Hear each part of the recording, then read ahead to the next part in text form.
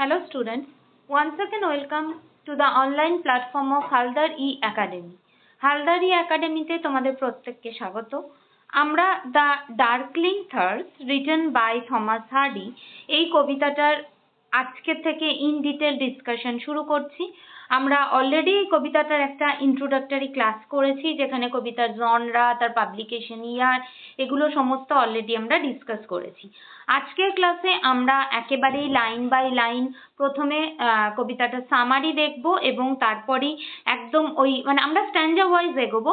একটা স্ট্যান্জার আগে line by line meaning দেখব এবং তারপরে ক্রিটিক্যালি কি মিন করতে চাইছেন পোয়েট, হার্ডি কি বোঝাতে চাইছেন আমাদের, সেটাও দেখব। তাহলে চলো শুরু করি আজকের আমাদের প্রথম ক্লাস স্ট্যান্জা 1 দিয়ে। স্ট্যান্জা 1 এর মিনিং আমরা দেখে নেব। তাহলে চলো দেখি হার্ডি কি বলছেন স্ট্যান্জা 1 এ। বলছেন, I leaned upon a coppice gate when frost was spectre grey and winter's dregs made desolate the weakening eye of day. কবিতাটা আমাদের মনে রাখতে হবে যে যে সময়ে লেখা হচ্ছে, আমি ইন্ট্রোডাক্টরি ক্লাসে অলরেডি বলেছি তোমাদের যে কবিতাটা যে সময়তে লেখা হচ্ছে সেই সময়টা কিন্তু একেবারেই আফটার ইন্ডাস্ট্রিয়াল রেভলিউশন। মানুষ ভীষণ কনফিউজড একটা স্টেটে রয়েছে, what to believe, what to not believe, কি বিশ্বাস করবে কি বিশ্বাস করবে না, কোনটা সঠিক কোনটা ভুল, এরকম একটা স্টেটে কিন্তু রয়েছে মানুষ। এবং this particular poem is a nature poem with the theme of hope, but the poem begins with a bleak picture of despair and dejection, because the poet describes in lyrical descriptive the details of the dying of the old world at the very turn of the 20th century. 90th century শেষ হচ্ছে এবং 20th century just beginning। এই সময় এই অংশে দাঁড়িয়ে লেখা কবিতাটা, তার জন্যই he finds little cause for hope or joy around him। এই যে I leaned upon a coppice gate, অর্থাৎ এখানে কবি একেবারেই নিজের কথা বলছেন, ফার্স্ট পারসন ন্যারেটিভে বলছেন। এবং দেখো প্রথমেই the poet paints a sombre picture of the world, আমরা সেটা পাবো। I leant upon a coppice gate. তাহলে আই লিন্ড আপন, লিন মানে কি? সাপোর্ট দেওয়া, support himself in a sloping position against something, একটু ঝুঁকে থাকা। এবং সেটা কিসের ওপর? একটা কপিস গেট। কপিস গেট মানে হচ্ছে এই যে কপিস গেট মানে হচ্ছে a gate made of wood. একদম উডেড গ্রোভের, উডের যে জঙ্গল, a gate that opens into the wood, এরকম বলতে পারি। তাহলে কপিস গেট মানে ঠিক যে অংশে আমরা ধরে নিতে পারি জঙ্গলের সেরকম অংশে যেখানে গাছকে কাটা হয় এবং নতুন গাছ সারিবদ্ধভাবে লাগিয়েও দেওয়া হয়, সেই অংশটাকে বলা হয় কপিস গেট। তাহলে আই লেন্ড আপন আ কপিস গেট, তার মানে কি বোঝানো হচ্ছে? যেন একটা নতুন কিছুতে এন্ট্রি নিচ্ছেন। তাহলে নতুন কিছুতে প্রবেশ করছেন, কারণ গেট পেরিয়ে কোনো কিছুকে যাওয়া মানে আমরা এন্ট্রি করাই বলি। তাহলে কোনো কিছুতে এন্ট্রি নিচ্ছেন মানে তিনি কোথায় এন্ট্রি নিচ্ছেন? তিনি 90th century beliefs, practices, custom, rules, regulations, societal forms সমস্ত কিছু ছেড়ে 20th century ভার্জে দাঁড়িয়ে আছেন এবং যেন সেই গেট দিয়ে 20th centuryতে কবি as the representative of the then society তিনি প্রবেশ করছেন এই সময়টাতে। When frost was spectre grey, frost, দেখো ফ্রস্ট মানেই the phenomena of frost are precisely represented এবং it coincides with the psychological state of the speaker which becomes evident as the poem develops. আমরা এখান থেকেই টোনটা পাবো। দেখো একটা ডেজলেট, একটা স্যাড, একটা সরোনেস, একটা মুর্নিং, একটা ডেজলেট একটা পিকচার কিন্তু আমরা এখানে পাচ্ছি। The mood feels lonely, meditative. তার জন্যই ফ্রস্ট ওয়াজ স্পেক্টার গ্রে। আর স্পেক্টার গ্রে মানে অ্যাজ গ্রে অ্যাজ স্পেক্টার। মানে স্পেক্টার মানে কি? স্পেক্টার মানে হচ্ছে ঘোস্টলি, একদম ঘোস্টলি একটা, মানে লাইফলেসনেস বোঝানো হচ্ছে, লাইভলি আর কোনো ভাব নেই, একদম স্পেক্ট্রাল গ্রে হয়ে গেছে, ভুতুড়ে একটা হন্টেড ল্যান্ডস্কেপে পরিণত হয়েছে। তার মানে when the snow was falling it looked as grey and horrible as a ghost। ভীষণ আবারও একটা ডেজলেট গ্লুমি একটা পিকচার, যিনি কপিস গেটে লিন করছেন, a gate that opens unto the woods. তার মানে একটা লোনলিনেস পাচ্ছি দেখো। এবং ফ্রস্ট উইন্টার দুটোকেই এখানে পার্সনিফাই করা হয়েছে, আমি যেটা ফিগার অফ স্পিচের ডিসকাশনে তোমাদের ইন ডিটেল আরো বলবো। তাহলে এই যে দ্য স্পেক্টার কোয়ালিটি যেটা ফ্রস্টকে দেওয়া হয়েছে, the spectral quality of frost suggest the ageing and the ghostly quality of the ল্যান্ডস্কেপটা কেমন সেটা বর্ণনা করছে। অ্যান্ড মানে হিউম্যান প্রেজেন্সটাই ঘোস্টলি আমরা পাবো, দেখ এক্ষুনি পাবো। And winter's dregs made desolate. এবং উইন্টার ড্রেগসটা কিরকম হয়েছে? The fallen snow, the heavy fog are making the twilight but dusk look desolate। একদমই ডেজলেট লাগছে। উইন্টার ড্রেগস মানে লেফট ওভার। ড্রেগস কথার অর্থই হচ্ছে লেফট ওভার। তার মানে যা কিছু পড়ে রয়েছে সমস্তটাই দেখতে ভীষণ ঘোস্টলি ডেজলেট একটা পিকচার ক্রিয়েট হচ্ছে। এবং এই উইন্টার ড্রেগস মেড কাকে আরো বেশি করে ডেজলেট করছে? মানে whether he was leaning on the gate at the edge of that wooded grove। এবং একটা casual observation, a sense of oppressiveness বলতে পারি, সেখান থেকে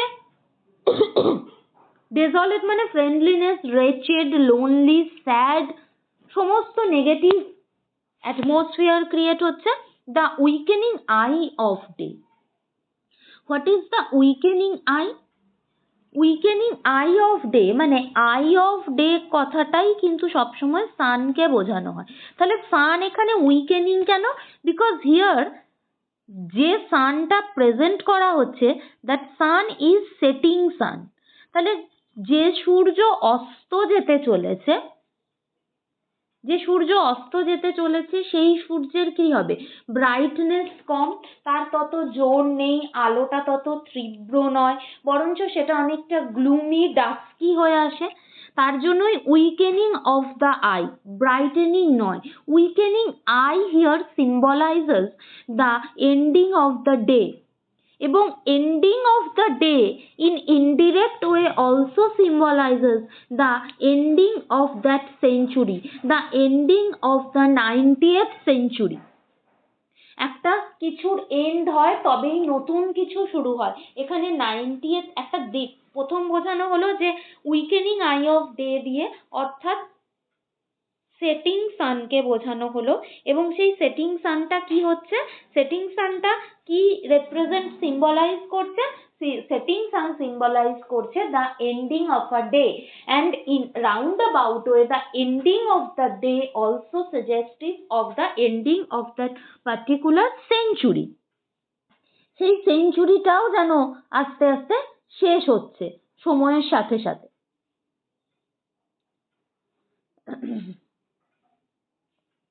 Next, the tangled vine stems scored the sky. The tangled vine stems, tangle মানে to make or become confused, এখানে disordered মানে জড়িয়ে গুটিয়ে একদম ছিন্ন বিচ্ছিন্ন হয়ে আছে।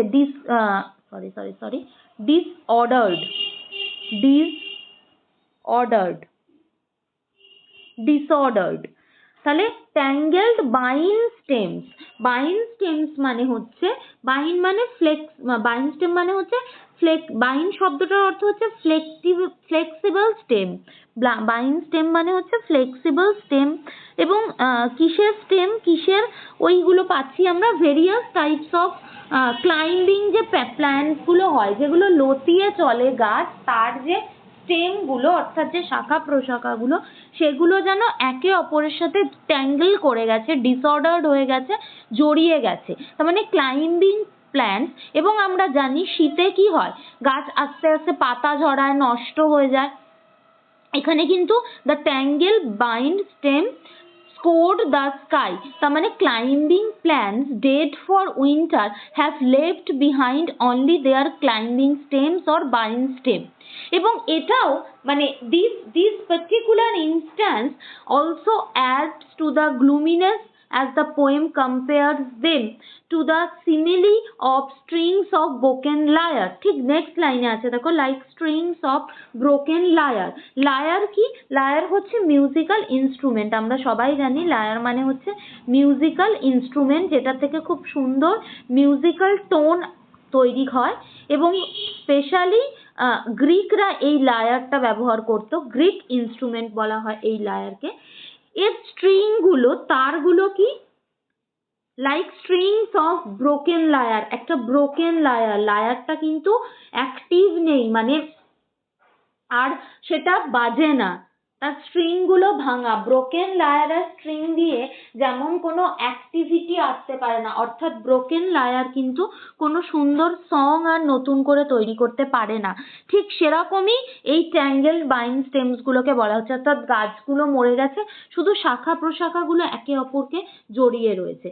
So the image of tangled stems resembling strings of broken lyre vividly conveys the utter silence of the scene, কারণ কোনো সাউন্ড আর ক্রিয়েট করতে পারছে না। This comparison is also important in suggesting the lack of music or in another sense happiness। মিউজিকই কি করে, music সবসময় happiness নিয়ে আসে, তার মানে মিউজিক নেই তার মানে মানুষের জীবনে কোথাও কোনো হ্যাপিনেস নেই, শুধু গ্লুমি, একটা বোরিং, গ্লুমি, ডেজলেট, ডেসপারেট একটা ভীষণ রকম একটা সিচুয়েশন তৈরি হয়েছে দিদেন সোসাইটিতে। And all mankind that haunted nigh had sought their household fires. And all mankind বলতে সমস্ত জেনারেল পিপলকেই বলা হচ্ছে, people of that 90th century, তারা কি করছে, দ্যাট হন্টেড নাই, দেখো হন্টেড না বলে তো স্টেও বলা যেত, সেখানে রয়েছে, কিন্তু এখানে হন্টেড শব্দটা ইন্টেনশনালি ব্যবহার করা হলো। আর নাই শব্দের অর্থ হলো নিয়ার, তার মানে তারা সামনে, হন্ট কারা করে বেড়ায়, হন্টিং আমরা কাদের বলি, আমরা স্পেক্টার বা ঘোস্টদের বলতে পারি যে এরা হন্ট করে বেড়ায়। তাহলে দেখো একটু আগেই আমরা ঘোস্টলি অ্যাপিয়ারেন্স স্পেক্টারদের পেয়েছি, তার মানে মানুষরা যেন ঠিক আর মানুষের মতো নেই, তারা যেন কি করছে, তারা হন্টেড নাই, তারা সামনে নিয়ার বাই প্লেসে হন্ট করে বেড়াচ্ছে, তার মানে তাদের লাইফে কোনো রকম কোনো অ্যাক্টিভিটি নেই, কোনো হ্যাপিনেস নেই, তারা জাস্ট ভুতুরে একটা অ্যাপিয়ারেন্স নিয়ে এদিকে সেদিকে ঘুরে বেড়াচ্ছে। And had sought their household fires, thought মানে হচ্ছে sick their household fires, fireside in the house, তার মানে the speaker is outside contemplating a bleak landscape, the rest of the world is comfortably inside। একটা ভেতরের জগৎ আর একটা বাইরের জগৎ, দুটোর মধ্যে একটা কম্প্যারিজন দেখানো হচ্ছে। আগেন আমরা বলতে পারি এটা comparison between 90th century and 20th century, দুটোর মধ্যে কম্প্যারিজনটাকে বোঝানো হচ্ছে।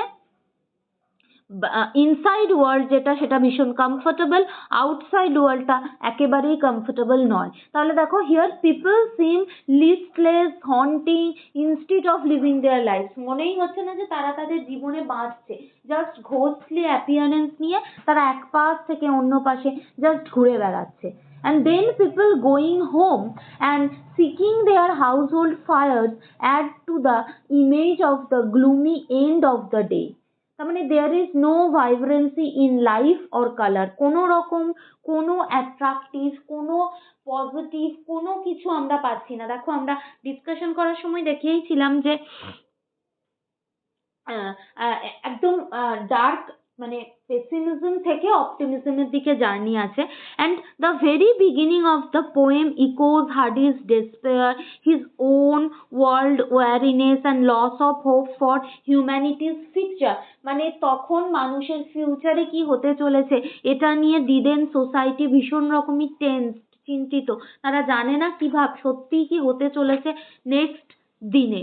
That's why he is mourning the passing century. এবং তার জন্য এই যে একটা র্যাপিড ইন্ডাস্ট্রিয়ালাইজেশন আসছে, হার্ডি কিন্তু তার পেছনে লিটিল কজও খুঁজে পাননি কখনো to celebrate the rapid industrialisation, যেটা অবভিয়াসলি ডিস্ট্রয় করে দিয়েছিল the customs and tradition of the rural life. তার জন্যই the speaker's connection to the past has been secured and he cannot find meaning in the present life, valueless life, meaningless life, কোনো কিছুই খুঁজে পাচ্ছে না। এবং তার জন্যই আস্তে আস্তে যে ডনিং সেঞ্চুরি, দিনের শেষ হয়ে নতুন ডনিং সেঞ্চুরি আসছে, সেটাকেই আমরা তবেই থার্সকে পাবো এখানে। So there is no vibrancy in life or colour, জীবনের কোনো রং নেই, কোনো কিছু নেই। তার মানে এই যে ফার্স্ট স্ট্যাঞ্জাতে একেবারেই বোঝানো হলো যে মানে a new beginning might bring with it is nowhere to be, যেটা nowhere to be found, actually নতুন বিগিনিংটা কি নিয়ে আসছে সেটা নিয়েই তখনকার মানুষ ভীষণ কনফিউজড। তার মানে এখানে থিম অফ ডেসপেয়ার, ডেথ এই সমস্ত আমরা পেলাম। So the poem embodies, the very first stanza embodies pessimism and একদম ব্লিক উইন্ট্রি ল্যান্ডস্কেপ পাচ্ছি। এই টোটাল যে ল্যান্ডস্কেপের একটা পিকচার বা হিউম্যান লাইফের আমরা একটা পিকচার পেলাম, the bleak wintry landscape has the landscape have been used as a metaphor for the close of 90th century. একদম 90th সেঞ্চুরির যে এন্ডিং হলো সেটাকে স্পষ্ট পরিষ্কারভাবে বোঝানো হলো এই স্ট্যাঞ্জার মধ্যে দিয়ে।